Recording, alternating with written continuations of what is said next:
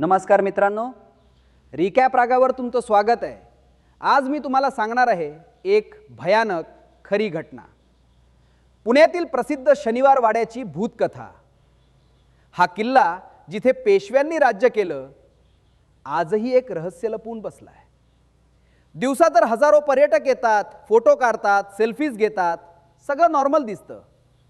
पण रात्री 10 वाजल्यावर या किल्ल्यात काहीतरी वेगळं घडतं। धुके पसरतं, अंधार वाढतो आणि ऐकायला मिळते, काका मला वाचवा, काका मला वाचवा। ही किंचाळी आहे 250 वर्ष जुनी। चला मी तुम्हाला सांगतो त्या भयानक रात्रीची कहाणी। ऑगस्ट 30, 1773 पुण्यातील शनिवार वाडा। त्यावेळी पेशव्यांचं साम्राज्य होतं। मराठ्यांची शक्ती संपूर्ण इंडियामध्ये होती आणि या शनिवार वाड्यात राहत होता तरुण पेशवा नारायणराव।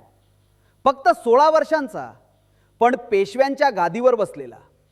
त्याचे काका होते रघुनाथराव, ज्यांना सगळे राघोबा म्हणायचे, आणि त्यांची पत्नी आनंदीबाई। हे दोघं त्यांना सत्तेची हवस होती। त्यांना पेशवा व्हायचं होतं, पण नारायणराव गादीवर होता, तर काय करायचं? त्यांनी बेत आखला एक भयंकर षडयंत्र। आनंदीबाईने गार्डी सैनिकांना बोलावलं। गार्डी म्हणजे बॉडीगार्ड्स, सिक्युरिटीच्या लोक। तिने त्यांना मेसेज पाठवला होता मराठीमध्ये, नारायणरावाला धरा, पण एक अक्षर चुकलं। धराऐवजी लिहिलं मारा। हा चुकीचा शब्द कितीही जीव घेणार होता। त्या रात्री 30 ऑगस्ट 1773 सगळे शांत होते। नारायणराव त्याच्या खोलीत होता। अचानक बाहेरचे दरवाजे तुटले। गार्डी सैनिक आत घुसले। 30 ते 40 लोक तलवारी घेऊन नारायणरावाला मारायला। नारायणरावाला समजलं की धोका आहे। तो पळायला लागला। एका खोलीतून दुसऱ्या खोलीत, कॉरिडॉरमधून जिनेखाली। अंधार होता, फक्त मशाली होत्या आणि मागून त्या सैनिकांचे फुटस्टेप्स। तो ओरडला, काका काका मला वाचवा, मला घराबाहेर जाऊ दे, काका मला वाचवा। त्याचे काकाच त्याला मारायला पाठवले होते। नारायणराव पळत राहिला। कोर्टयार्डमध्ये आला, जिथे आता पर्यटक फोटो काढतात।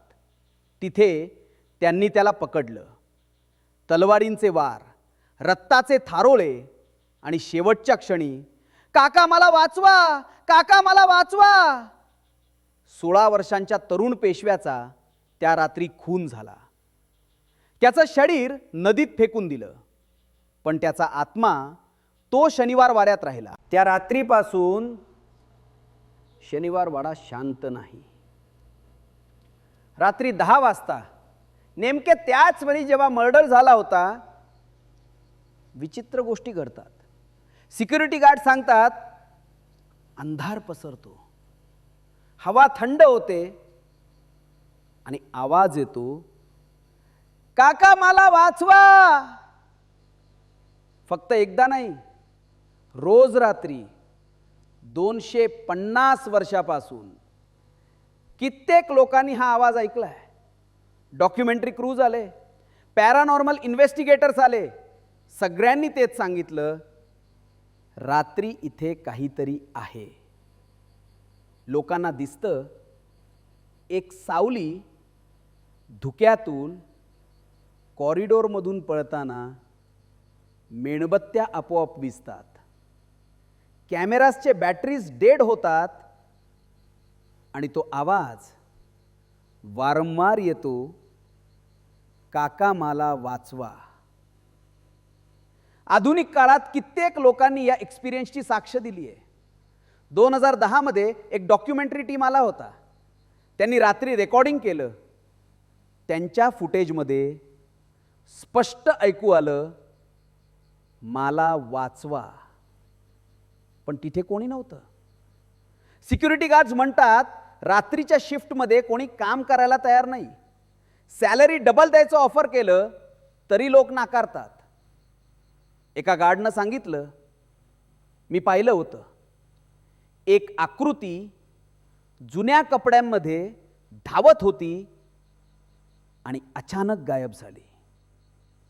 पुजारी आले, त्यांनी पीस रिच्युअल्स केल्या, पण काही फरक पडला नाही. सरकारनं शेवटी रात्रीचा प्रवेश बंद केलाय.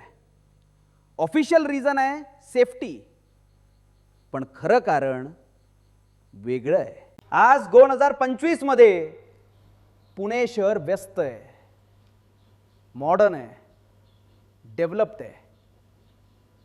शनिवार मारा तिथेच उभा आहे, 250 वर्ष जुना आपला इतिहास जपून ठेवलेला.